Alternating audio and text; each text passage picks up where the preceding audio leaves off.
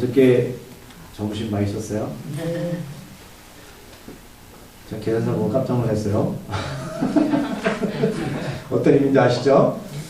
뭐 제가 너무 감사했고요. 저 여러분들이 너무 잘 드시는 거 확 느끼는 거, 우리 교인들은 참 먹는 은사를 하나님께서 허락하셨구나 생각이 됐습니다. 너무너무 잘 돼서 감사하고요. 이런 분위기로 쭉 갔으면 좋겠습니다. 제가 이제 절기를 뭐 제가 염두에 두고 설교를 준비하는 건 아닌데, 오늘 설교 제목이 율법은 사랑이다 라는 제목이거든요.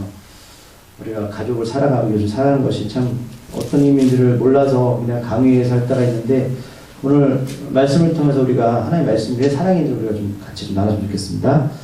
자, 하나님께서는 자신을 먼저 아는 이들한테 뭘 주셨냐면 율법을 주셨다고 말씀드렸죠. 율법, 말씀입니다. 쉽게 말씀 주셨는데, 먼저는 유대인들한테 주셨어요. 우리가 성경에 구약에 있는 모든 사람들이 이스라엘 백성들이잖아요. 그리고 헬라인들, 그리고 지금 우리들입니다. 하지만 예수님을 몰랐던, 복음을 듣지 못했던 이미 죽은 자들에게도 하나님이 양심을 주셨죠. 여러분, 양심과 율법은 공통된 것이 많습니다. 우리가 지난주 말씀 나눴지만, 양심은 뭐예요? 사람이 무엇이 옳고 그러면 안다는 거예요.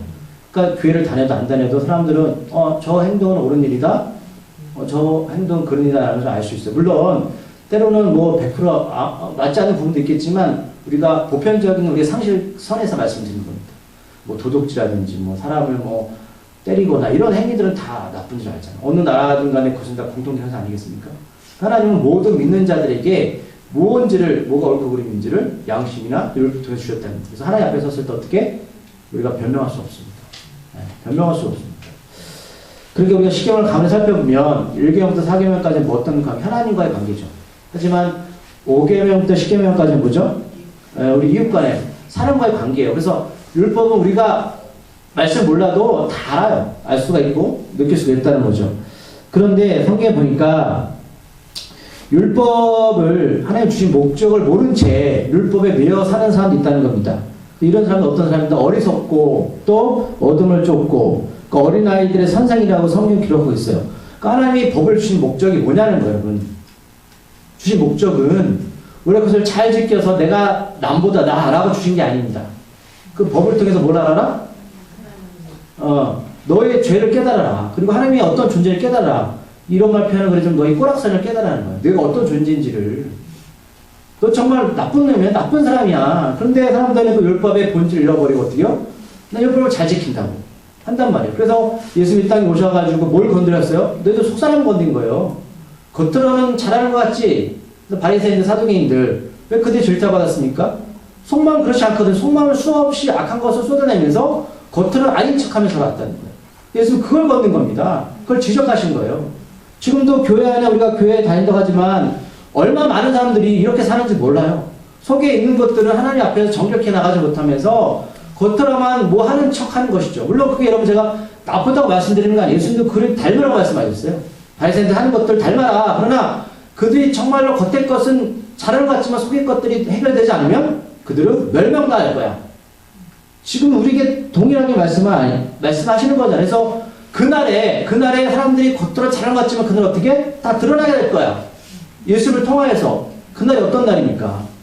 우리가 하나님 앞에 서는 날, 또는 예수님이 이 땅에 오시는 날, 하나님 앞에 다 드러나는 거예요, 여러분.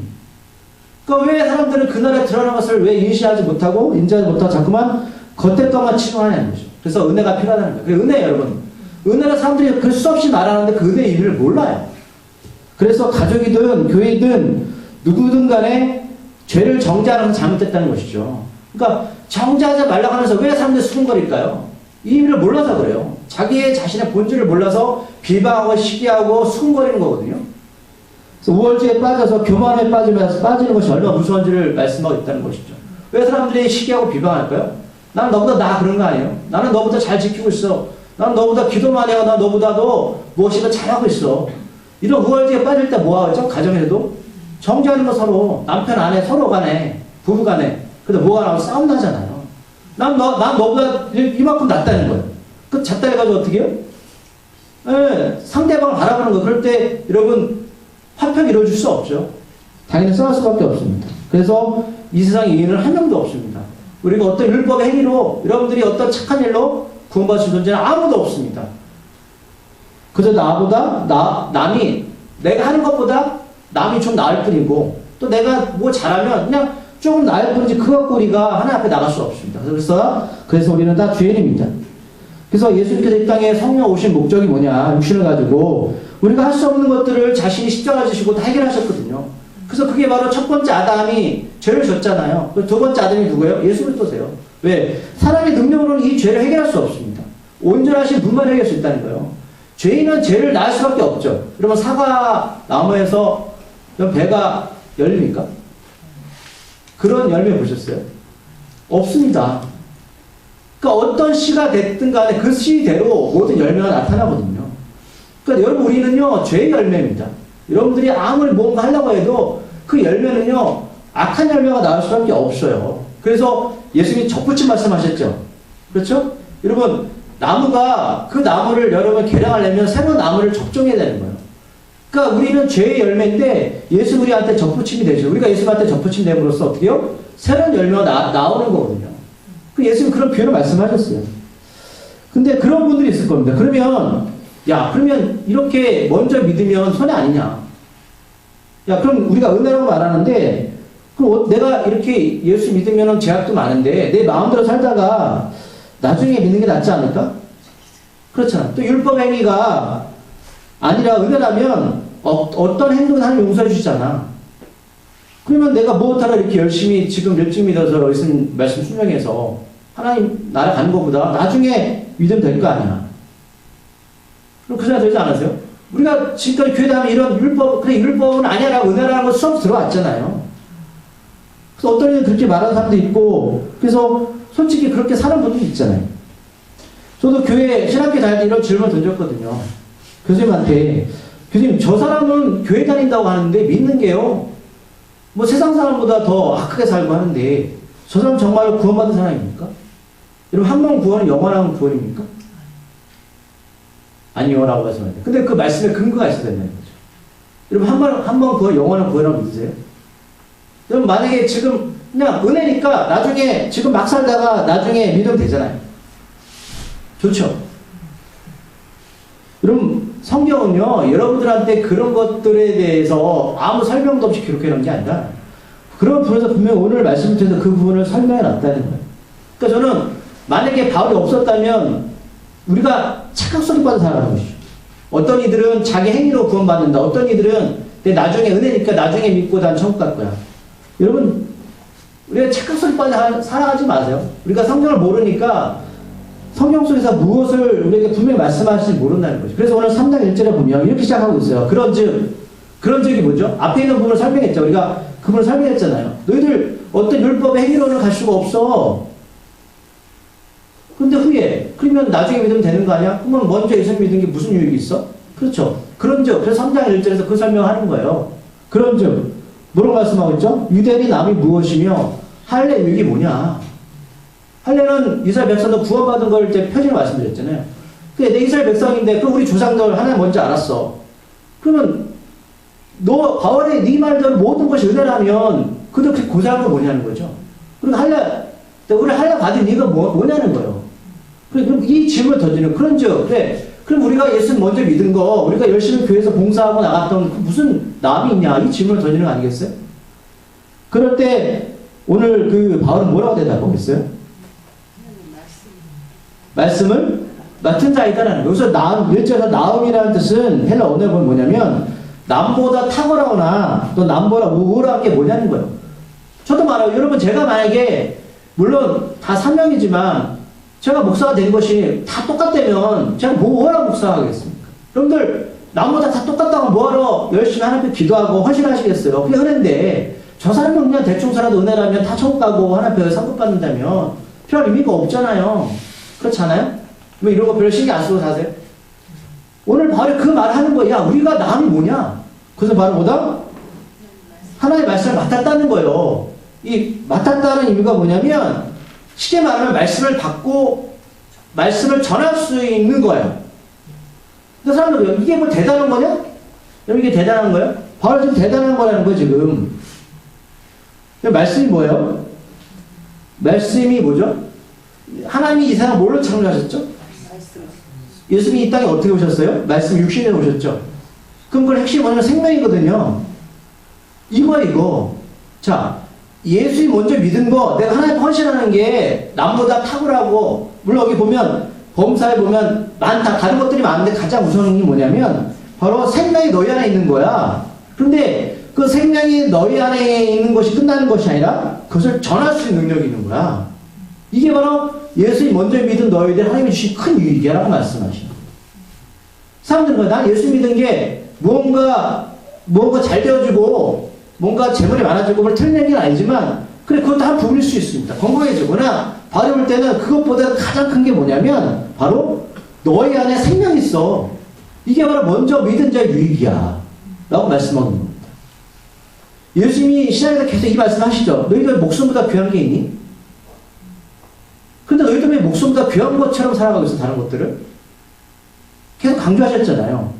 공감하세요? 여러분들, 다른 것보다 내가 예수를 먼저 믿은 것, 그래서 광야에서 살아가는 이 삶이 하나님 나에게 생명 주신, 내가 생명을 맡았고, 그 생명을 또 누군가에게 전할 수 있는 이 특권을 받았다는 게 가장 귀하다고 생각하십니까? 아멘이세요? 아직도 아니세요?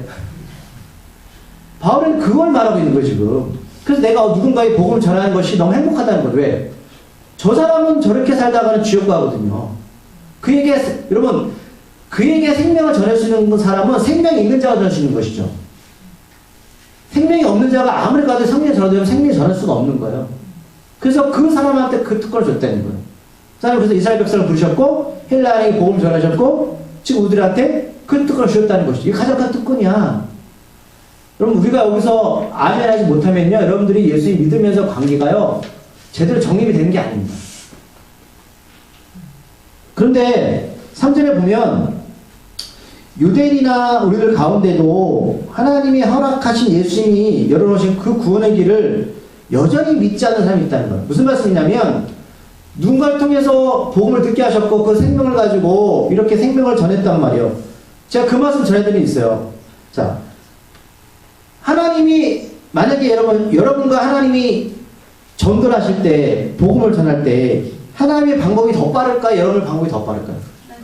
예를 들자면 이건 이제 너무 단순한 얘기인데 여러분들이 누구한테 가가지고 열심히 예수님 전하는 것하고 하나님의 한 방에 온 인류를 오늘 구원하지 못하실까요? 할 수 있죠. 생각 안 해보셨어요? 근데 왜 안 하실까요? 오늘 3절에 그 얘기하는 거예요. 우리한테 생명을 전하는데 우리의 특권인데 하나님이 하시면 되잖아요. 근데 여전히 우리가 생명을 전해도 어떻게? 믿지 않는 사람들이 있어요. 그럼 하나님 정말 살아계실까요? 하나님이 능력자입니까? 자기를 믿거나 아직도 예수님 말고 다른 방법으로 구원받는다는 사람도 있죠. 그래서 복음이 들어와도 믿지 않는 거잖아요.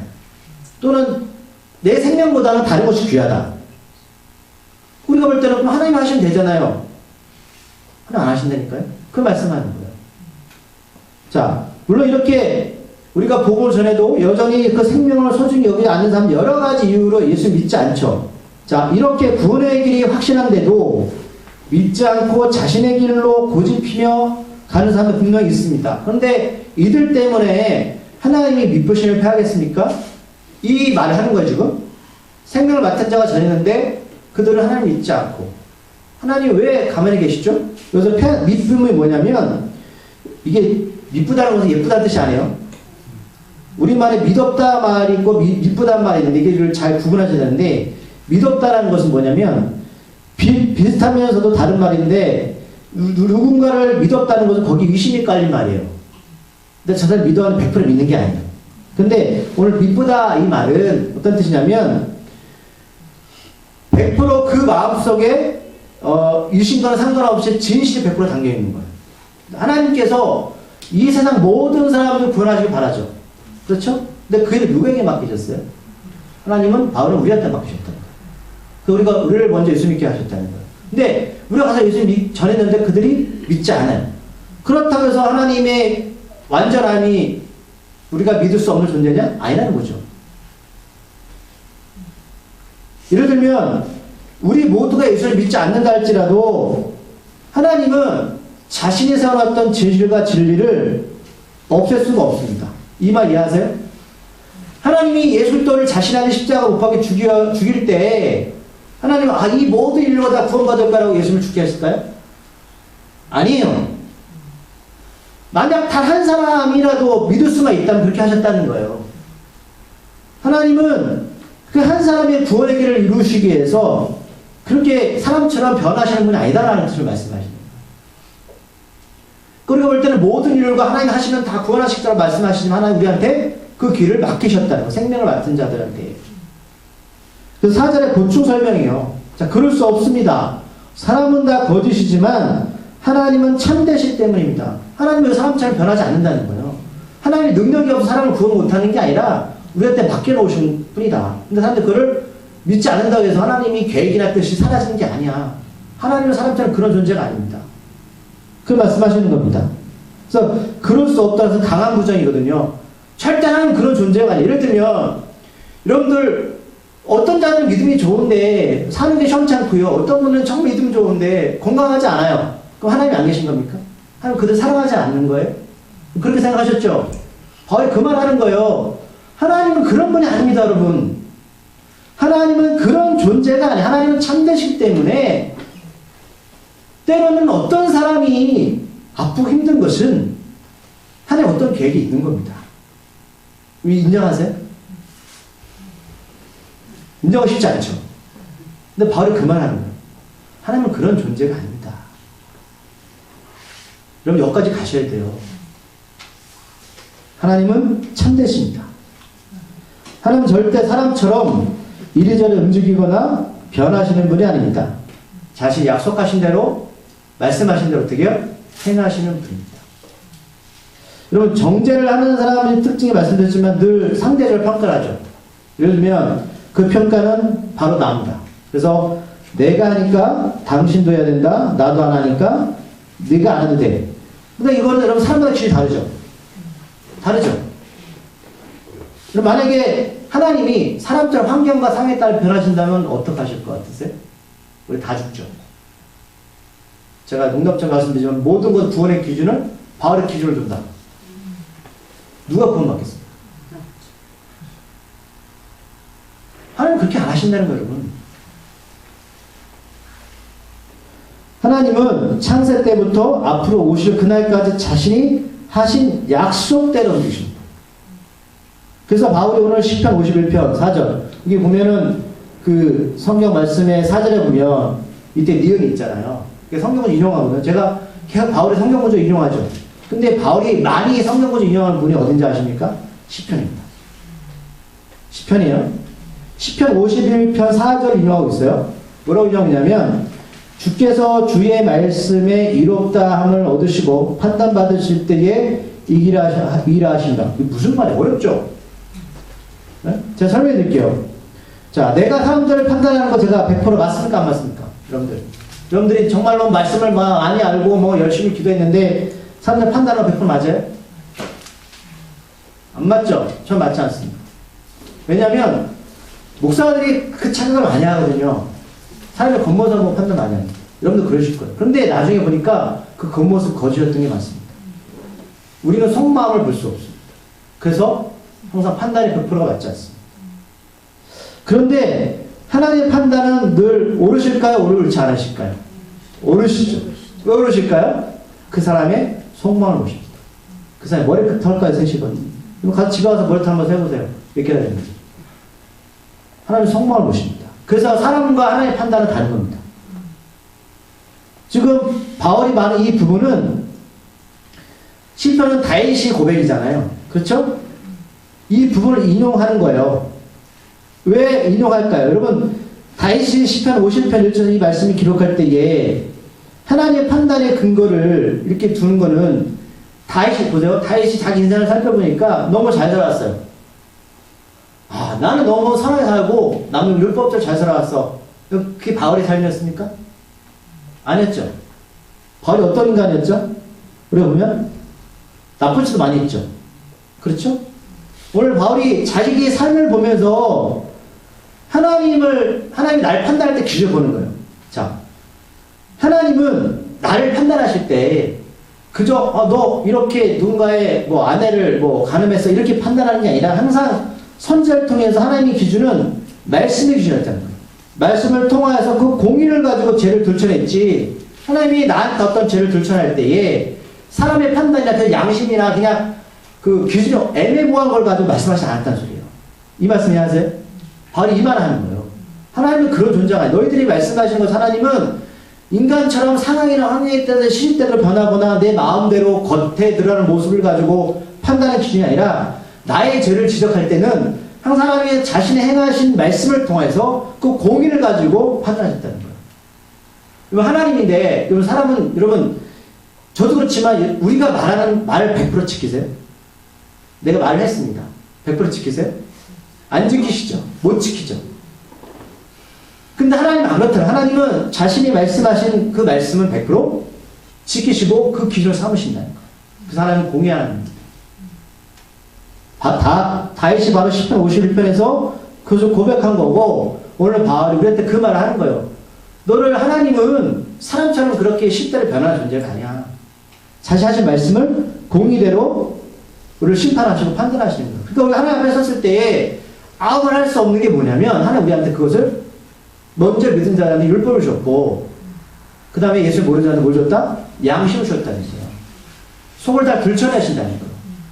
나는 이렇게 행했는데 속마음을 다르게 했다는 거죠. 하나님 다 아신다는 거죠. 이분 이해하시죠? 그래서 나보다 하나님을 더 신뢰하고 믿고 가는 이유가 바로 여기에 있습니다. 우리가 왜 하나님께 기도합니까? 여러분들, 우리가 판단할 모든 것은 맞지 않습니다. 여러분들이, 저도 그렇지만 난 이렇게 하니까 저렇게 할 거야. 계획을 세우고 준비해요. 그건 나쁜 게 아닙니다. 해야죠. 교회도 마찬가지고 가정도 마찬가지고 자녀를 키우는 것도 마찬가지고 여러분들이 뭐 사업이나 모든 것도 마찬가지입니다. 그런데 그런 것들 살아오시니까 100% 판단하는 게 다 맞으셨죠? 왜 안 맞으셨어요? 맞아야 되잖아요. 왠지 말씀드렸잖아요. 그 상황을 몰라요, 우리. 그 상황을 모른다. 앞으로 어떻게 전개될지 모른다는 거예요. 그런데 우리가 기도하죠. 하나님은 모든 걸 아시기 때문에 맡기고 가는 거예요. 내 상황과 환경은 이래도 하나님 어떻게 해요? 모든 걸 아십니다. 그래서 하나님을 신뢰하는 겁니다. 그래서 아이들도 맡기고 가정도 맡기고 교회도 맡기고 사업도 맡기는 겁니다. 그런데 어떤 유대인들은 또 5절에 보면 다윗처럼 잘못을 저질러도 회개만 하면 하나님이 자신을 선택하셨기 때문에 심판받지 않는다는 오해에 빠진 사람도 있어요. 어떤 사람들이요? 앞에서 말씀드렸지만, 나 교회 다녀. 나 구원받았어. 그렇죠? 한복은 영원한 구원이야. 하나님 회개하면 다 용서해줘. 그렇게 배웠잖아요. 그런데 삶이 변해, 안 변해? 안 변하죠? 안 변하는 사람 많죠? 근데 회개 안 해서 안 변할까요? 생각해보셨어요? 삶이 양심이 때니까요. 기도할 때 회개해요. 대표 기도할 때 회개하잖아요. 회개한다니까요. 그런데 반복적인 죄를 짓죠. 또 분명히 예수는 은혜라고 했으니까 율법의 행위는 지키지 않아도 돼. 이렇게 하나는 생각하는 사람도 분명히 있을 겁니다. 은혜를 강조하다 보니까 후에 8절에 이 부분이 나오는데 우리가 5절 말씀 한번 읽어볼게요. 5절 말씀 시작. 그러나 우리가 하나님의 일을 드러나게 하면 무슨 말하리요? 내가 사람이 말하는 대로 말하노니 진노를 내리신 하나님이 불의하시냐? 및 하나님이 우리를 심판하실 때 하나님 마음대로 심판하지 않는다고 말씀드렸죠. 하나님 말씀이 어렵게 하시는데, 예를 들면 자, 다 은혜니까 죄를 짓고 회개도 돼. 틀린 얘기는 아니지만 반복적으로 습관적으로 속마음이 바뀌지 않은 상태에서 그런 사람들이 불의가 하나님의 이가 그것들을 드러나겠습니까? 하나님 다 사랑하시니까, 다 용서해 주시니까 우리가 막 죄 저지고 회개 안 하고 변하지 않으면 하나님이, 그래서 하나님 사랑이 계속 드러나는 거예요. 그게 맞아요? 아니죠. 그럴 수 없다는 거예요. 오늘 5절 말씀에서 그것들을 어떻게 하나님 진노를 내신다는 거죠. 그러면 그 진노를 내신 하나님이 불의하신 분입니까? 하나님이 뭘로 심판하신다고 하나님 말씀대로 은혜를 경험한 자는 여러분 은혜가 뭔지는 알아요. 왜 불의를 사람들이 계속 반복적으로 행하냐면 은혜를 모르기 때문에 불의를 행하는 겁니다. 여러분 그거 잘 구분하셔야 돼요. 그 사람들이 말하는 회개는요, 은혜를, 진실한 은혜를 예수 그리스도를 영접하지 못했기 때문에 행하는 불의이지, 예수의 은혜를 경험하면 그 죄에서 벗어나려고 얼마나 몸부림치지 아십니까? 그러니까 자기 당착이에요. 스스로가 그렇게 그냥 합리화시키는 뿐입니다. 그 우리 지난주 봤지만 그 양심이 스스로를 변명한다 말씀드렸죠. 그들은 하나님의 진노만 있을 뿐입니다. 착각 속에 빠져가는 사람들입니다. 난 선택받은 유대인이야. 분명히 이 사람은 하나님 앞에서 나누었지만 많은 유익을 얻었죠. 근데 우리가 먼저 믿은 제일 큰 유익이 뭐라고요? 내게 생명이 있는 겁니다. 여러분 생명이 있는 자는 생명을 소중히 여기죠. 지키려고 하겠죠. 근데 그 생명을 막 더러운 곳에 그 생명을 쓰겠습니까? 당연히 아니죠. 맞습니다. 그렇게 생명이 없기 때문에 불을 행하는 것 뿐이지, 생명이 있는 자들은 생명을 지키기 위해서 얼마나 애쓰는지 모릅니다. 만약 스스로 선택받았다는 유대인이 불의를 행하여 심판을 받는다고 하나님께서 불의가 존재가 아닙니다. 여러분, 유대인들이, 이스라엘 백성들이 광야에 40년 동안 살아난다, 다 1세대는 다 가나안 땅 못 들어갔죠. 그럼 하나님 불의하신 분이에요? 하나님 그들을 어떻게 심판하셨어요? 하나님 공의로. 하나님 다 보여주셨잖아요. 지켜가야죠. 자, 만약 하나님께서 사람처럼 자신 마음대로 그렇게 생각하시고 판단하신다면 6절을 다 같이 한번 다시 읽어보겠습니다. 6절 말씀입니다. 시작. 결코 그렇지 아니하니라. 만일 그러하면 하나님께서 어찌 세상을 심판하시려. 아멘. 하나님 만약에 우리가 생각하는 것처럼 하나님 마음대로 그렇게 진노를 내주 심판하신다면 하나님은 세상의 심판할 존재가 될 수가 없다는 사실입니다. 만약 여러분들 예를 들어 드릴게요. 가정에서 부모가 자녀들 키울 때 나무라거나 조언하죠. 그렇죠. 근데 자녀가 그러는 거예요. 난 당신의 조언이나 잔소리나 참견을 원하지 않습니다. 그러면 그 자녀는 어떻게 되는지 아세요? 가족을 떠나야 되는 거예요. 예를 들면 여러분들이 어떤 재판장에 가서 재판을 받을 때에 재판관이 판결을 내렸어요. 근데 내가 마음에 들지 않아요. 그리고 30까지 갈 수 있지만 여러분들이 나 싫어하고 뛰쳐나가면 어떻게 되는지 아세요? 그럼 다 죄를 안 받는 게 아닙니다. 그러면 하나님의 존재성을 우리가 믿는다는 것은 하나님의 공의를 믿는 거예요. 하나님의 말씀과 언약을 믿는 건데 그것을 내가 싫다고 여러분들이 그냥 뛰쳐나가면 그것은 여러분들 스스로 거기에 대한 하나님의 판단을 받으실 거예요. 하나님은 그렇게 세상을 심판할 존재가 아니에요. 우리는 인정할 수 없는 존재가 내가 그렇다고 하나님 인정하지 말아야죠. 그럼 다시 돌아가면 그렇게 생각하시는 분은 처음부터 예수를 믿을 필요가 없다는 소리예요. 하나님의 공의를 믿기 때문에 심판도 순종하며 따라갈 수 있는 겁니다. 그렇기 때문에 예수를 믿음으로 믿는 자는 어떻게 해요? 예수를 통해서 이뤘다면 얻게 되는 것 뿐이에요. 여러분 어떻게 구원받으셨어요? 여러분들이 어떤 생각과 어떤 행동으로 어떤 환경에 의해서 유일은 믿음으로 구원받는 거잖아요. 여러분들 말씀을 믿고 신뢰하면 그것이 구원이 이루어지는 거거든요. 다른 게 있는 게 아닙니다. 모든 것들이 그 안에서 움직이는 겁니다. 그래서 율법을 여러분 제가 말씀 율법을 끄떡하면 누구 계시면 예수님이 계신 거거든요. 그러니까 율법은 예수님께 속해 있는 거예요. 그래서 여전히 율법만 믿고 따르는 이들은 오직 뭘로 그들을 심판받는지 아십니까? 율법입니다. 그러나 율법을 행함을 은혜를 하고 나를 알게 될 때 뭘 알게 되냐면 죄 이름을 깨닫게 되는 거죠. 그래서 은혜를 경험할 때에 결국 하나님을 신뢰하고 믿고 따라가게 되는 겁니다.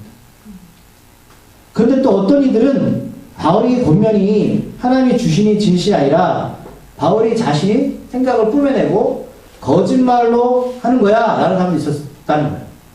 그거 네 생각 아니야? 그런데 7절에서 바울이 뭐라고 말하는지 볼게요.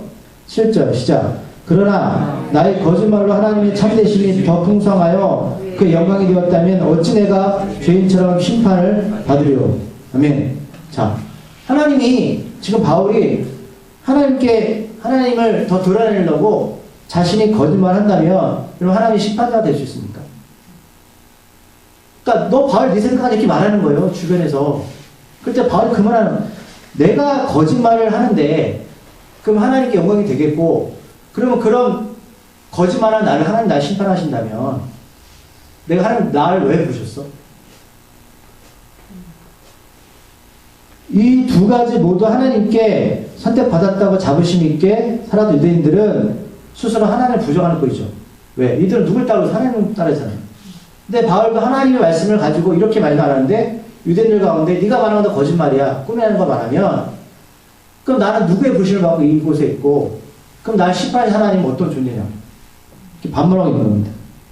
그래서 8절 후반절에 보면 그런 말도 안 되게 하는 사람들의 도리 어떻다? 정죄받는 것이 마땅하다는 거예요.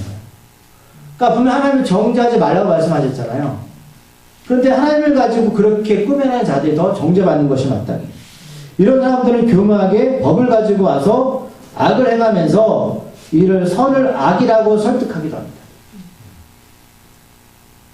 여러분 이런 일들이 우리 주변에 자주 일어나고 있습니다. 자 보세요.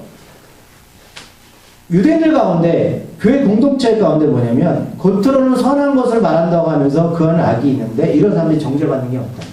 그러면서 바울이 8절에서 이 얘기하고 있는데 이걸 왜 하냐면 마가복음 7장 6절에 보면 이 내용이 기록되어 있습니다. 마가복음 7장 6절 그 신약 64쪽인데 한번 이거 한번 읽어보셔야 돼요. 마가복음 7장 6절입니다. 64쪽 마가복음 7장 6절 11절까지 16절까지입니다. 하셨어요?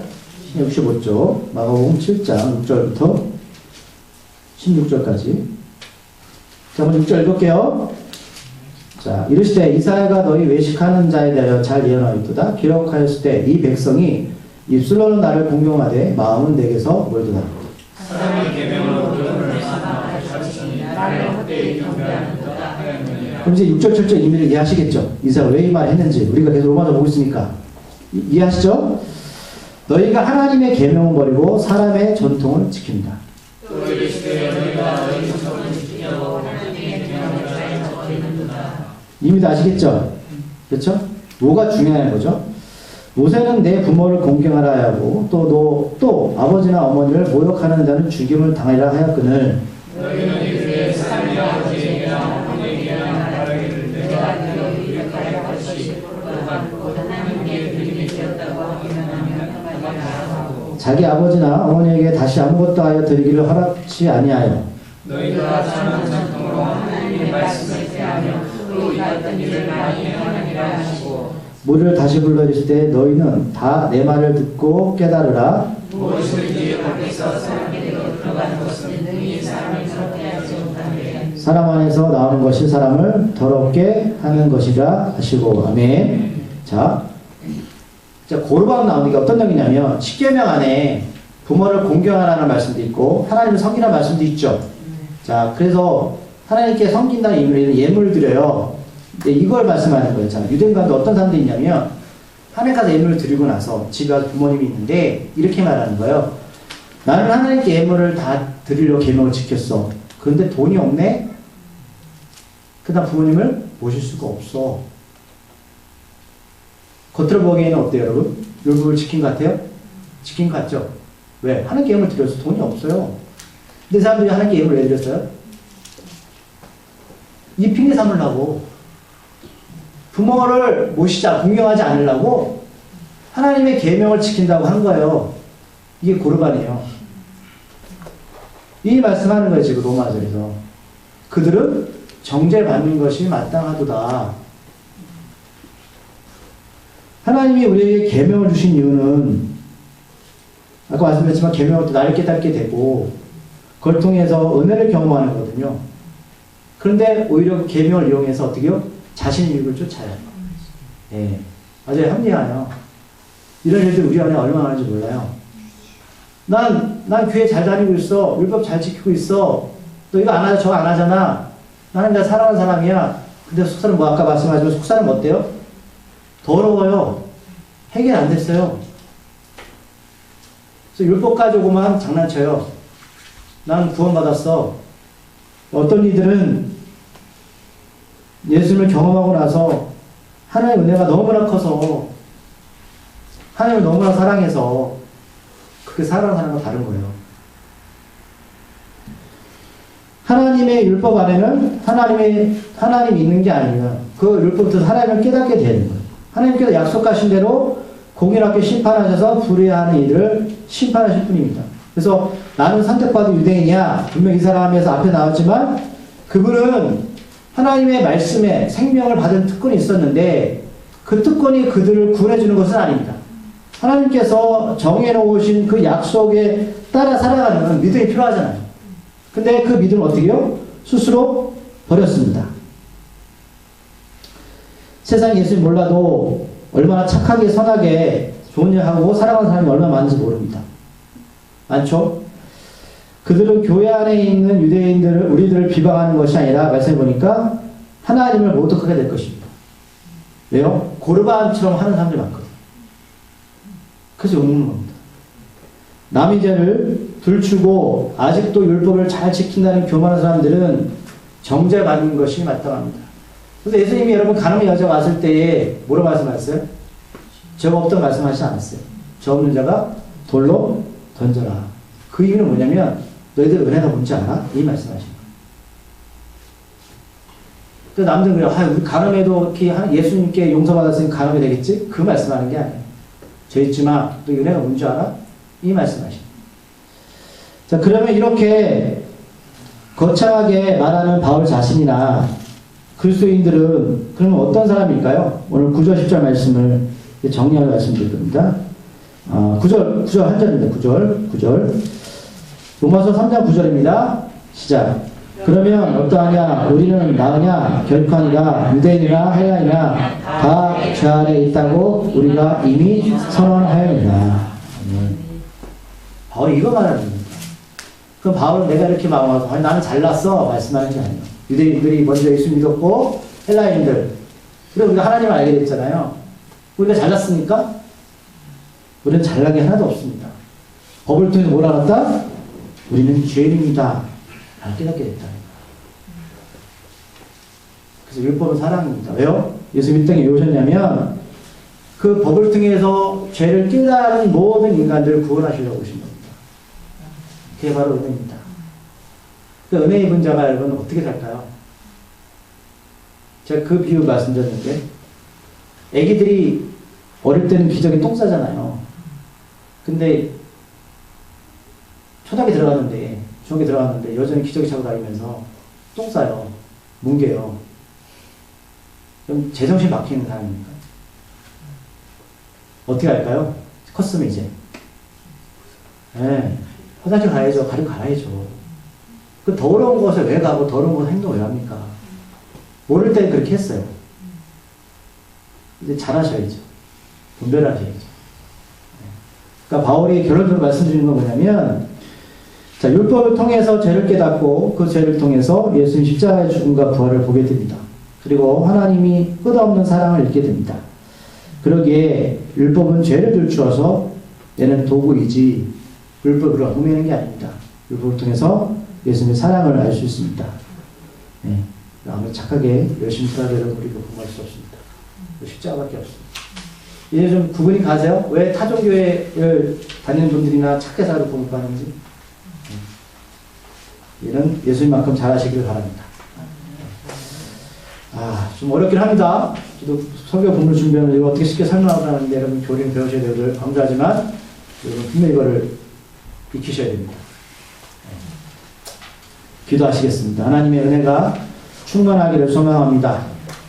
한 번 구원 영원한 구원이고 또 나는 구원 받았다면서 하나님 말씀과 언약을 따르지 않냐고 자기 율법과 자기 힘으로 사는 사람들을 용서하여 주시옵소서. 은혜 가운데 거한 자는 시기와 질투와 비방에서 벗어납니다. 이제는 오직 사랑이 무엇인지를 압니다. 그래서 사랑 오래 참고요. 사랑을 온유합니다. 그 사랑을 나눠줄 수 있습니다. 그 사랑을 모르게 자꾸만 정죄하고 사람들에게 잣대를 갖다 대면서 너희도 이렇게 살아야 된다고 이야기합니다. 얼마나 어리석은 존재입니까? 그 스스로 속으로 아직 해결해서 못한 것들이 많은데 불구하고 은혜를 모르면서 법에 매인 자들을 용서하시고 우리가 죄인입니다. 이제는 하나님 은혜만 바라봅니다. 십자가 그날 안에 서게 하시고 우리를 구원하시고 사랑하신 그 놀라우신 하나님의 섭리와 계획들을 늘 신뢰하며 믿음으로 나아가게 해 주시옵소서. 예수님의 이름으로 기도드립니다.